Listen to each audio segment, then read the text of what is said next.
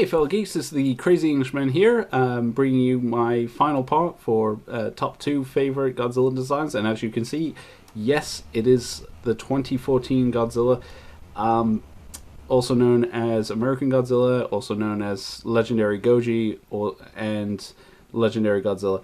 I've given this one the term Primal Godzilla. I've nicknamed it Primal Godzilla simply because this is one of the oldest designs, in canon anyway, one of the oldest forms of Godzilla. The other Godzillas in the past, even the 1954 one, were simply mutations from something else, or they've been altered somehow, whereas this Godzilla is the original form. For you fans of Pokemon, the name inspiration came from Primal Groudon, Primal Kyogre, their original forms that they come into, and it goes into Godzilla here simply because he is one of the oldest species, and a lot of the information we get from the 2014 film says that this is his original form, this is how his species was, and then they fed on energy. Now, let me explain. I know a lot of you are thinking, oh, well, it's the 2014, it's the most recent one, and I can understand that. I mean, why this in comparison to all the other designs that have come before? Like I said in my other video, this does not discount any of the other designs. In fact, I have a lot of favorite designs in those ones, but I wanted to do the top 2 that really grabbed my interest. Some of my favorite of the other ones are GMK's Godzilla, of course the 1954 design, as well as Millennium Godzilla. Now, let me explain why I really like this design. I will also mention really quick the elephant in the room. There was a lot of controversy on the feet, and not a lot of people really like the foot design. I didn't mind it. I'm no expert myself, but I know they consulted and they found it to be reasonable in terms of holding and supporting the weight of Godzilla. So I don't really have too much of a problem. Like I said, I am using the SH Monster Arts as kind of a visual reference, because then I can move it around and show it to you guys a lot closer. The foot design was altered slightly, and I have to admit I do like this design a little bit more. But enough of that. Let's talk about the overall design itself. Now, the one thing I do like is the tail. The tail itself is a lot thicker on the base and a lot thinner going up to the tip. And one of the things I really like about this is it not only gives this heavy set version of Godzilla quite a bit of balance, but it also works really well as a whip tail weapon. As you've seen in the 2014 movie, he uses it against the male Muto, killing him. And I like the fact that it still is that nice balance of strength and speed. And it's really cool. I like the fact that it kind of goes into a real point here. Definitely goes into that more reptilian kind of aspect.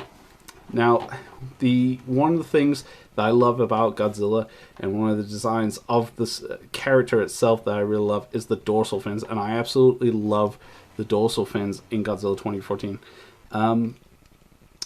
When I first saw Godzilla 2000 and the Millennium Godzilla series, I love the fact that they changed the dorsal fins into more of a point, more of a coral spike system, which I really enjoyed. And when I saw it in 2014, I liked what they did.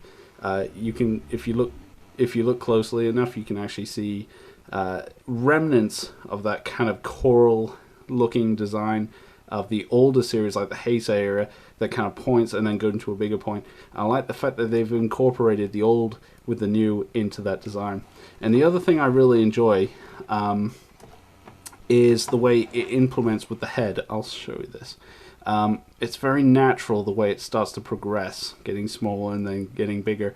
I like this really dark gray, black mixture of its skin, with its belly being a little bit more lighter, like a lot of reptiles are. Their underbelly is a little bit more lighter in terms of its color. So design-wise, they've tried to go very realistic. I like the fact that this Godzilla is a nice mix of the classic, but with a bit more of an animal, treating him like a real animal, and the way he moves, his behavior, I really like that. I like the hands. I like the fact that like I said, that his fighting style is very savage. The way they designed it is, or implemented it, was to be like a Komodo dragon or a bear fighting, very grappling.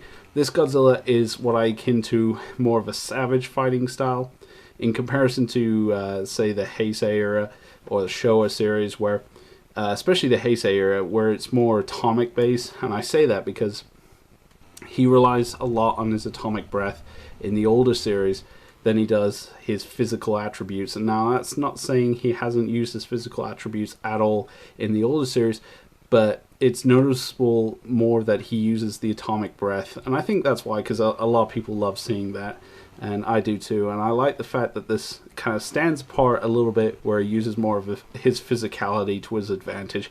This Godzilla is by far one of the biggest, and definitely the most, I think, one of the most imposing looking. Going to his head, for example, I like the fact that the brow goes down, and I like the fact that the eyes are on the side, giving more of that animal look rather than the eyes being more centered like the older series from the Showa onwards. I like the fact that the mouth is more of a snout, again, more animalistic, really like that. I like some of the little minute details a lot of people miss, but I really enjoy. There's gills on the side, which goes to his amphibious nature. And speaking of amphibious nature, his hands actually are a little bit webbed in between, which is really cool. And I like the fact that that kind of explains why he can stay down for so long. Let's talk about his abilities really quick, because we get like a taste in the 2014 movie, and even Gareth Edwards has said we haven't seen the full capabilities of this Godzilla, which I'm really cool, because if you show all your cards on the first film, there's not much surprise in the next one, so I'm really excited. But we have a lot to go off of in terms of what he can do, and this Godzilla has a lot of potential. In terms of fighting, again, I've said his savagery in terms of his grappling is more pushing and biting, using his jaws to bite down on the Mutos and then pushing them into buildings.